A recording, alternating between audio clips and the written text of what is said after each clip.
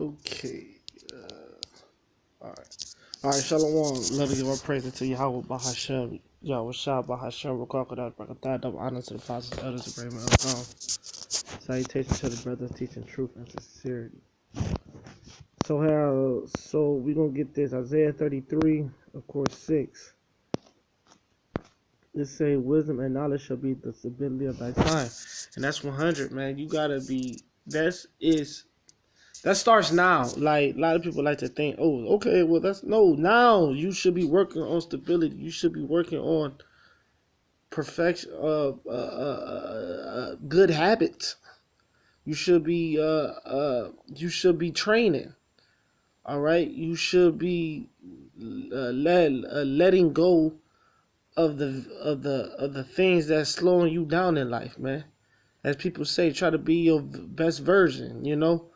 Like that's just real talk, man. You should be striving for this type of shit. You should be productive in your life, so you have good outcomes, man. Trial and error, focus on that stability. Learning all about stability, man. And that's just real talk, especially as a man.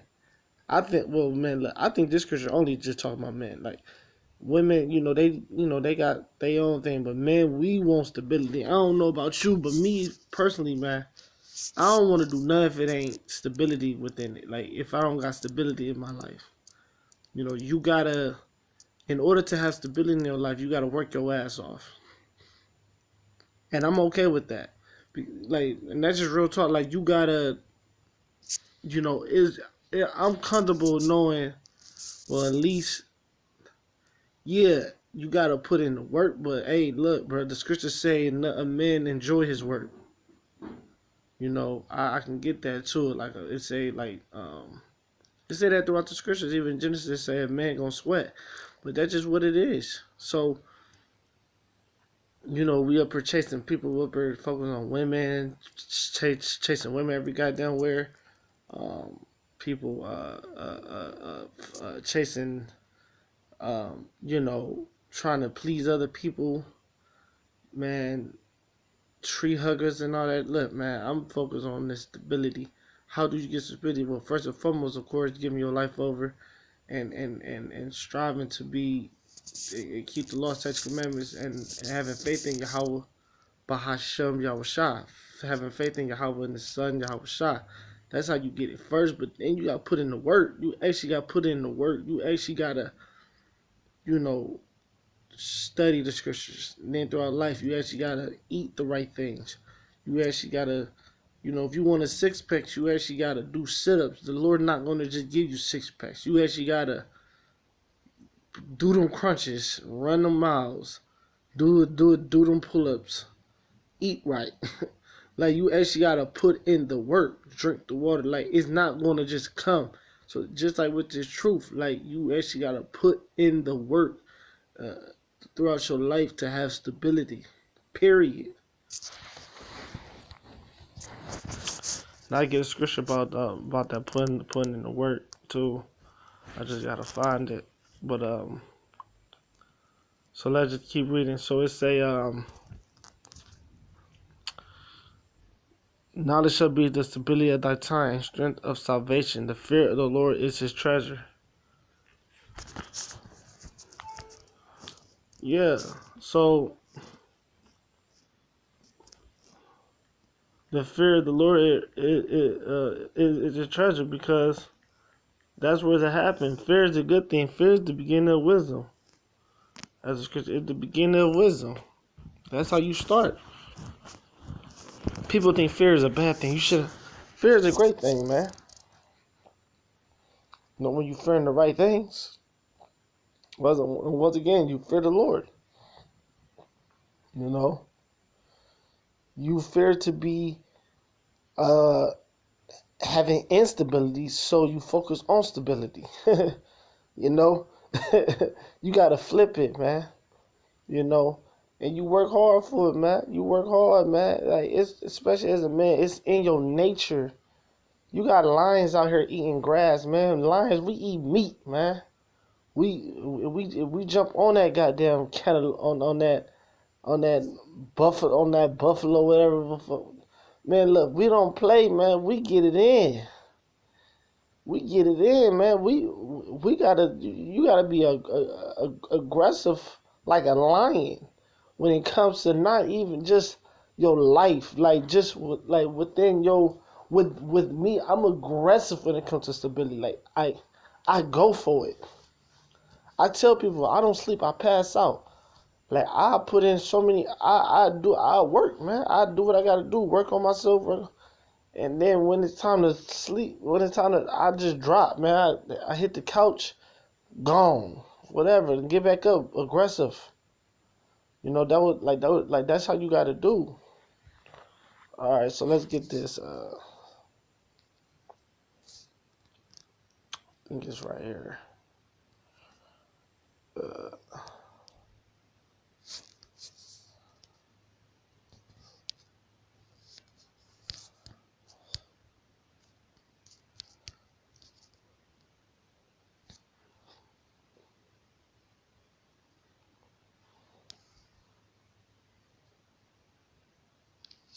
this is one of my favorite scriptures.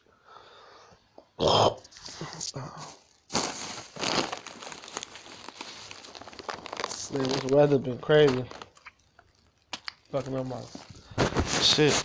But it say, wherefore I perceive that there is nothing better than that a man should rejoice in his own work. That's real talk. A man should rejoice in his own work. You know, a man shouldn't um rejoice in your work, man. You know, well, whatever that is, like, and you must do everything your best. Like, rejoice in your work, though. And it's true. Like, you brothers got YouTube channels, man. You know, that's your work. But brothers, throughout your life, you know, you put in the work for the Lord, whatever that may be.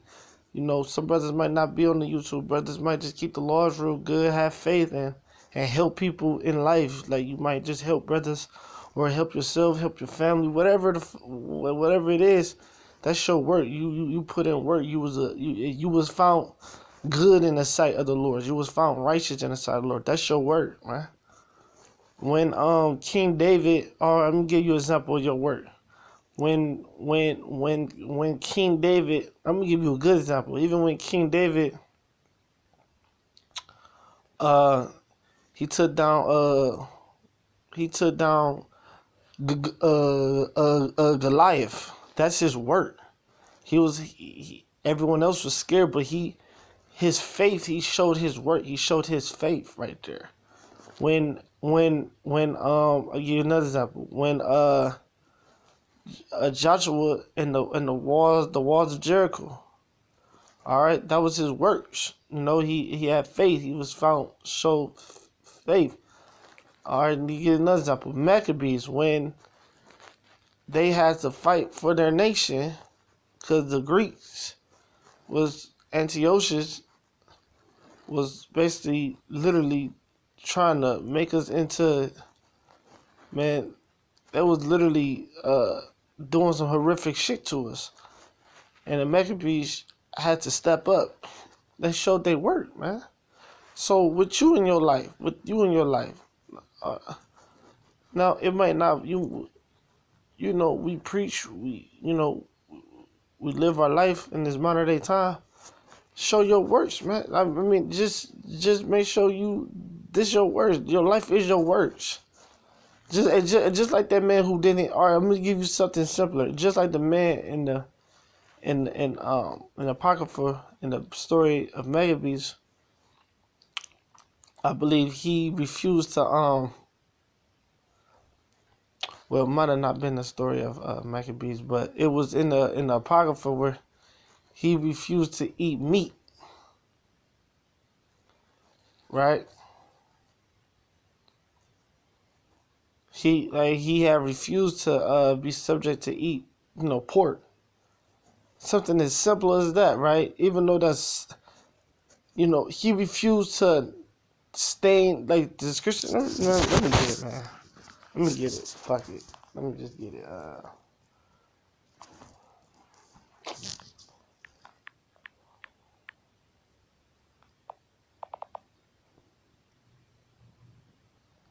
Um,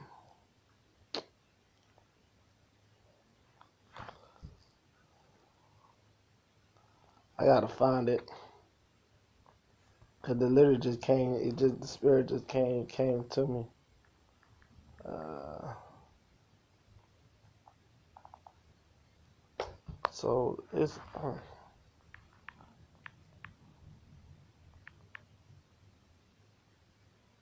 Pop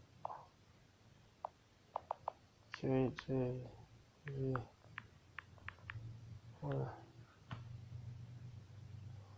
Yeah, man, it was a man who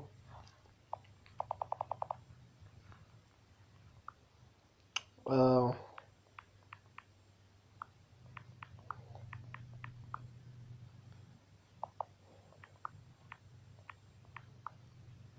was the man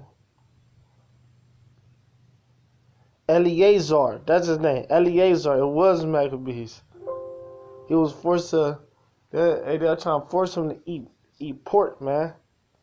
Sons of bitches. And he said, He said, look, I'm not about to stain my life. Meaning he ain't about to stain. So rejoice in your work. That's what I'm saying. Your work is not just what you think. Your work is your life. Like everything you did in your life, that's work. You put in work throughout your life, not just about preaching and like certain situations. It could have been a situation where you probably at a party or you probably overseas. Let's say you overseas. Like I go overseas, I travel. They like to put pork in a lot of things overseas, so you gotta know. So you could be out to eat. This one time I'm out to eat with this chick. I don't know, and you know, you tell the girl like, "Yo, man, I don't eat pork," and she a pretty woman. You gotta, when women get offended, tend to get offended when you don't eat their food. Actually, when they didn't put in a lot of work to cook it, and you tell them like, "Look, man, I told you I don't eat pork." Like I'm just saying that is a work that you did in your life. Some people could just like, "No, what, fuck it, I'm gonna just take it off." No, I can't eat none of this because pork didn't. I can't fuck with it. Like you know what I'm saying? Like throughout your life, throughout your journey of your life, what is your works? What did you do? And that what here Eleazar was saying. He was like, look, let me get it. Since I found the scripture, I get it.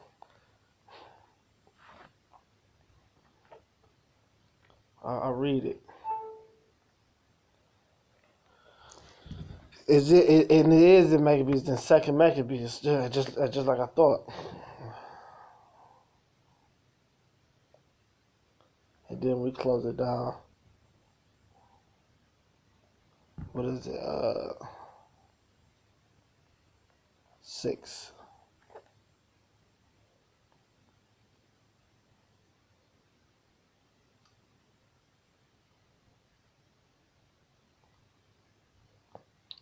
Let me get it. This is second Maccabees 6:18. Eleazar, one of the principal scribes, an aged man. And he an aged man. He's a man who put in work of the Lord throughout his whole life, throughout the journey, the course of his life. He been putting in work. He been denying things. He been getting blessings, overcoming situations. I'm pretty sure he went off in this. Even King David, many things King David went off of, right? But he still put in work. He still kept going and found favor and sight and had a heart of the Most High God. So that's all throughout his life was his works. He put in work, man. So just like with you gotta put in work throughout your journey of your life. Eleazar, one of the principal scribes, an aged man and a well-favored in countenance, was constrained to open his mouth to eat swine flesh, but he, crushing rather to die gloriously than to live stained with such an abomination, spit it forth, and came his own accord to the torment. Right. So he said, look, man, I ain't about to stain my motherfucking life. I've been putting in work. Here it is in Ecclesiastes, where for I perceive there is nothing better than a man shall rejoice in his own work. His own works throughout his life, his own putting in work for the Lord. I find nothing better. He said, I find there is nothing better. Meaning, there's nothing better than throughout your whole life, You know throughout from the age of since you've been born on this fucking earth, you know you've been doing the right in the sight of the Lord. Meaning you've been putting in your own works. I find nothing better than that. What this is saying is, I find nothing better serving the Lord. This is what this is saying. I find nothing better in serving the Lord. That is his portion. That's your portion. You know? That's your portion. You ate what you supposed to eat. You went through what you supposed to went through. You know what I'm saying? Like, you're not going to go through everything that everyone went through. Like I say, King David's story is completely different from Paul's story. King David's portion, that was his portion. Paul was his portion. Peter was his portion. Goddamn, what's the girl? Ruth had a portion. Everyone got their own portion of life. I named a woman in there because you just to throw one, you know, that's in the Bible, right? Judith had her portion. So everybody got their portion. So here it is, Eleazar, his portion, was at his end. And he like, well, look, I did it. I lived righteously. I'm an aged man. Why the fuck would I stay in it now? I gotta go in a year or two any goddamn way. Why the fuck would I just stay in my life like this now? That don't like why would I just throw away my? Here it is. I find nothing better than what I did. Why would I stay in it now?